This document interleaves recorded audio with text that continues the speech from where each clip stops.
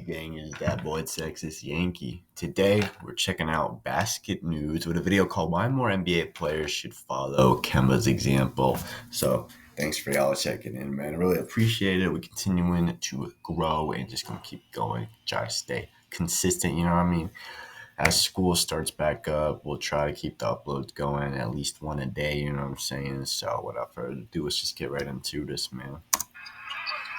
I don't know exactly what it's going to be about, but the thumbnail has some about going overseas, maybe. Oh, remember cardiac Kemba? Oh, you calling him? It never looks good when NBA players sign in Europe. Even less if only 3 years ago you were an NBA All-Star. So when a big name like Kemba Walker made a deal with the third best EuroLeague team AS Monaco, the basketball world went buzzing. Many American fans had sad reactions because the point guard can get the job only in Europe. Meanwhile, his former teammate, the Frenchman Nicolas Batum, tweeted that not everyone gets a chance to live in a fancy place like Monaco. There's a reason why the biggest celebrities There's nothing wrong with playing for Monaco, man.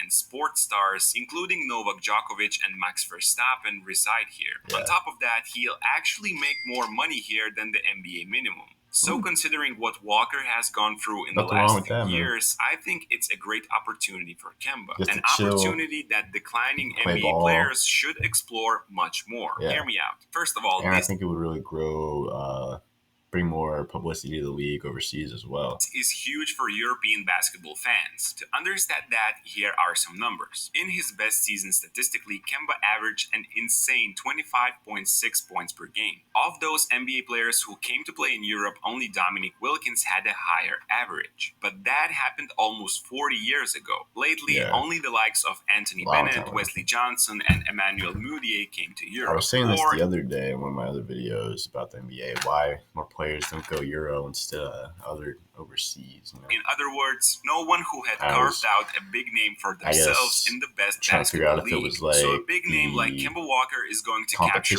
all the attention. Secondly, while the NBA teams have lost hope on him, in Europe there is optimism. Can he still be the cardiac Kemba we were used to seeing? There's no secret to how smooth he was during his years in Charlotte and the first season in Boston. Guarding Kemba, torture my ass. All year, Kemba torching. That was fresh knees. That was Hornets, Charlotte going crazy. One of the most exciting guards when it came to scoring.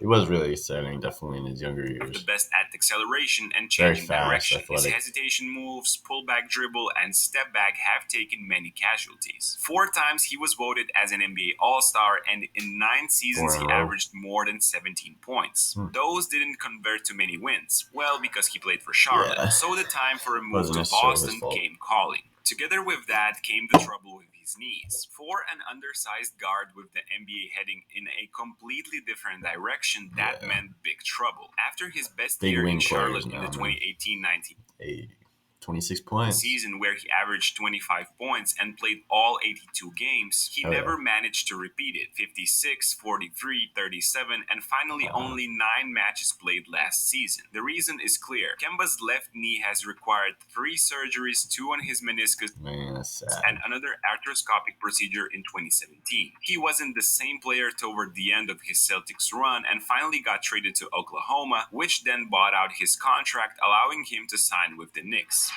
Kemba Walker drives on Green, gets inside, misses the layup. Despite recurring problems with his knees, Walker still managed to occasionally demonstrate his elite. Yeah, he still has like flashes every now and then. It's just he obviously his body can't keep up with the pace of the NBA season, I think, at this skills in front of his hometown crowd in New York. That's probably what Monaco. So that's another good thing about like Euro and stuff is that they have less games. Hoping to witness as well. He notched a 44-point performance against the Wizards and had a historic triple-double on Christmas Day. But it still wasn't enough to stay in New York's rotations. After a promising start, he declined even more before he was. It was just like, you know, the direction the Knicks were going didn't really make sense to keep playing Kemba. They were trying to get younger, but their younger guys get more minutes essentially. Dumped to Detroit in a cost-cutting move. Makes you think, how quickly one's career path might change. So is there enough left in Kemba's knees to play basketball at all? Monaco are making a gamble, but it's a smart one. Without him, they already had the best backcourt trio last season in Europe with James, Lloyd, and Okobo. Even if Kemba's project fails, they would still be a contender. continue, I want to keep getting more into EuroLeague, man. It's very, very new to me. I don't know very much about it, but I definitely kind of like the style of basketball they play, especially with how offensively oriented the NBA is nowadays. I watch a lot of college basketball as well over here, so yeah, it's definitely interesting, and I just want to continue to learn more about it and definitely try to get more knowledge on the players and teams that are in the EuroLeague. So maybe we'll check out a EuroLeague video pretty soon. They're going to shooting. James! Mike James! Right over Nikola Mirotic! But if it works out, Monaco have won the lottery. It's clear as a blue sky during a sunny day. Kemba can play games every 2 or 3 days. But that's where Monaco makes perfect sense. They might sit him out for the French league and use him only in the EuroLeague. They have already tinkered around the idea of deploying 2 different squads in separate tournaments, so sitting out only Kemba in order to save his knees would look logical. EuroLeague's regular season It's really cool how the EuroLeague stuff works with the tournaments. Is 34 games in 6 months, and that sounds doable, right? That would be a kind of European load management procedure. And the reality is that the point guard really needs it. The condition of his one knee is bad, and that's not my personal opinion. Last year, he signed with the Mavs, and immediately after, their GM Nico Harrison was extremely honest about Walker's left knee situation. He said this in a radio appearance. So what's up with the knees? It's not good. It's not good at all. But he's rehabbed it the best he's felt in the last 2 years. So the reality is, he doesn't really get the rise on the jumper as much in like finishing around the rim. If you look at it, it's just not good. But it doesn't mean you can't play on it. Monaco and their fans have to realize it. He isn't going to be his peak self. But just like Harrison said, it doesn't mean he can't play, and it doesn't mean he can't have a much more important role in Europe than in the NBA. During his time in Dallas, Kemba proved exactly that. He appeared in only 9 games for the Mavs before they cut him on the last day before the deal became guaranteed until the end of the season. During that span, he averaged 8 points, but it was mainly thanks to one performance where Luka Doncic and 2 other Dallas starters were missing. Kemba stepped into Luka's role with an insane usage percentage and torched Cleveland's defense for the whole game. Speaking on Instagram's terms, it was a throwback Thursday type of performance where Walker's speed and shot making were at the highest level once again. 12 of 25 from the field, 4 made threes, 1 incredible snatchback dribble, and many more trademark plays. He demonstrated he can still get buckets and serve up his teammates after gathering all the attention. That one was nasty. From the defense. You could still see he isn't the same 25-year-old from Charlotte, but what he could offer was still more than good enough offensively. Kemba Walker steps back. Tough shot. He can still be a good bench point guard, obviously, in the NBA, I think. But I think that's not a role he wants to play.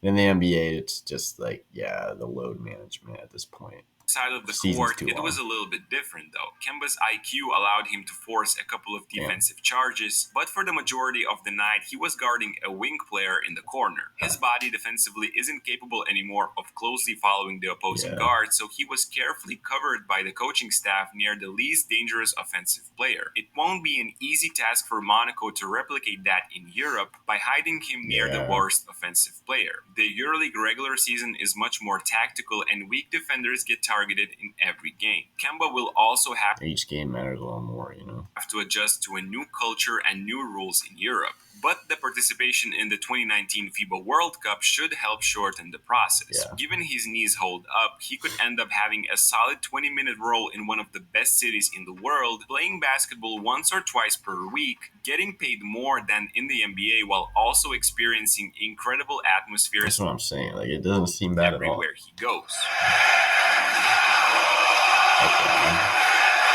That sounds awesome.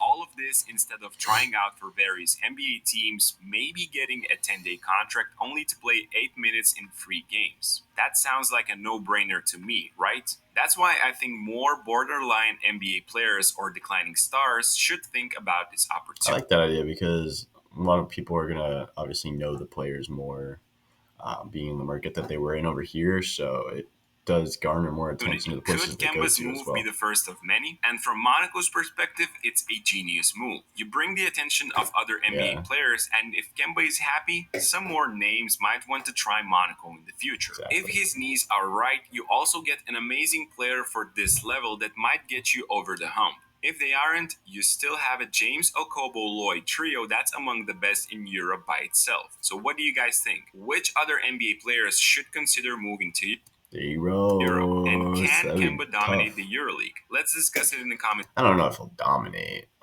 Section down below. Like the video. I think he'll be decent, but yeah, definitely don't think he'll dominate the EuroLeague. Anyway, man, it's been your boy Texas Yankee, and this was a really good video, really insightful, and opened my eyes to something I didn't really think about too much. So, yeah, man, go check out Basket News.